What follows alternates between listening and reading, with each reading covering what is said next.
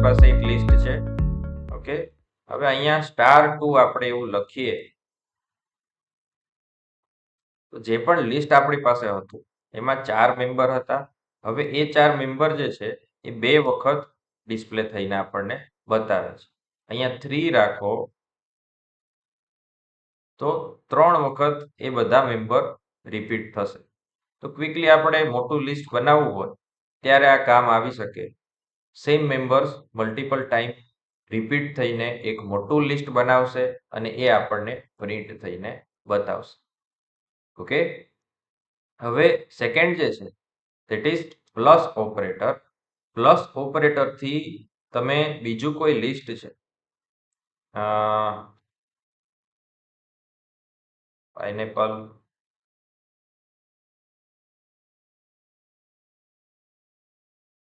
TV,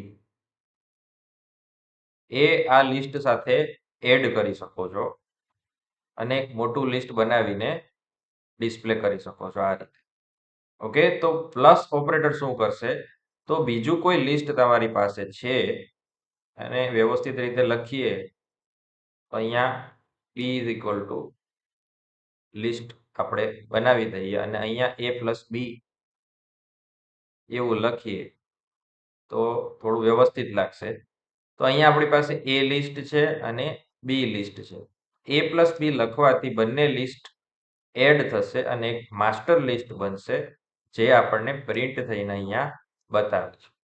okay, તો plus ઓપરેટરથી આપણે કોઈ પણ લિસ્ટ જે છે, કોઈ પણ 2 લિસ્ટ જે છે એને એડ કરીને એક મોટું લિસ્ટ બનાવી શકીએ છીએ.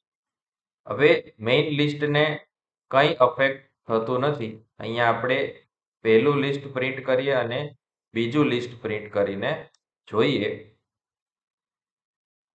તો અહીંયા આપણા ઓરિજિનલ લિસ્ટ આ 4 મેમ્બર વાળું અને આ 2 મેમ્બર વાળું ઇન્ટેક્ટ છે. તો આ પ્લસ ઓપરેટરથી ઓરિજિનલ લિસ્ટમાં કંઈ ચેન્જ આવતો નથી.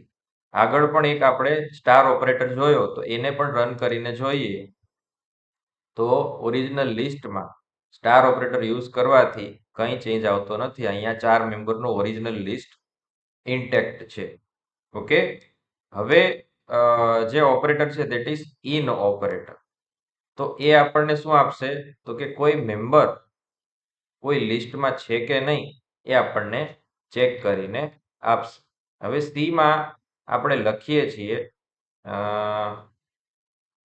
ગ્રેપ્સ. કે આપણને ખબર છે કે ગ્રેપ્સ જે છે એ બંને લિસ્ટમાં નથી. તો હું આવી રીતે લખું સી ઇન એ તો એનું આઉટપુટ આપણને મળશે ફોલ્સ. ઓકે, સી જે છે એ લિસ્ટમાં નથી. બરાબર છે. બીમાં પણ આપણે ટેસ્ટ કરીએ તો એમાં પણ નથી એટલે એ કેસમાં પણ આપણને ફોલ્સ આઉટપુટ આપશે. ઓકે, હવે સીમાં આપણે પાઇનેપલ લખીએ તો બી સેટમાં પાઇનેપલ છે. તો આ અત્યારે લખેલું છે સી ઇન બી. તો એ કેસમાં એ ટ્રુ આઉટપુટ આપવું જોઈએ. તો અહીંયા આપણને ટ્રુ મળે છે. કે હવે એ જ વસ્તુ આપણે એ ઉપર ચેક કરાવીએ કે સી જે છે એ લિસ્ટમાં છે કે નહીં. તો એ લિસ્ટમાં ક્યાંય પાઇનેપલ નથી. તો એ કેસમાં ફોલ્સ આઉટપુટ આવવું જોઈએ. રન કરીને જોઈએ તો અહીંયા ફોલ્સ આઉટપુટ આપણને મળે છે. ઓકે, તો આ રીતે કોઈ મેમ્બર આપણા લિસ્ટમાં છે કે નહીં એ આપણે ઇન ઓપરેટરથી ચેક કરાવી શકીએ છીએ. એનું એક્ઝેક્ટ રિવર્સ વર્ક જોઈતું હોય તો નોટ ઇન આપણે લખી શકીએ.